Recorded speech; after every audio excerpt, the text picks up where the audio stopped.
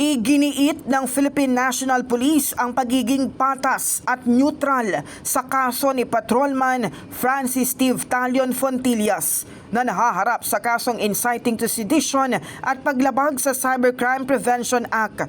Tiniyak ng PNP na wala silang kikilingan sa paghawak ng kaso. Nagugat ito sa umuring hindi otorisado at may bahid politikang social media post ni Fontillas kaugnay ng mga ulat hinggil sa umuring pag-aresto sa dating Pangulo ng bansa. Hindi pwedeng kung ano-ano na lang sasabihin sa atin, susunod-sunuran na lang tayo. Di ba? Pulis ako, hindi mo pwede akong utusan. Patrolman lang ako, pero hindi mo ko pwedeng utusan ng mali. Kahit sino ka pa.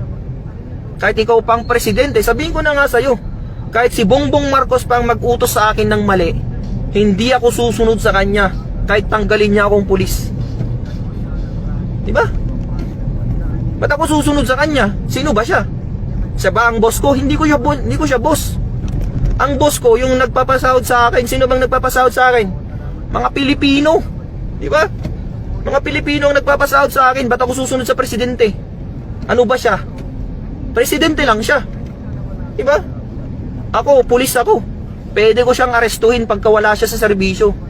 Samantala muling nagpaalala si PNP Chief General Romel Francisco Marbil na hindi dapat gawing plataporma ang social media para sa personal o pampolitikang agenda, lalo na sa mga alagad ng batas. Nabatid na ang pulis ay nakatalaga sa District Personnel and Holding Admin Section ng Quezon City Police District simula pa noong February 20. Gayunpaman, idineklara siyang absent without official leave o AWOL nitong March 6.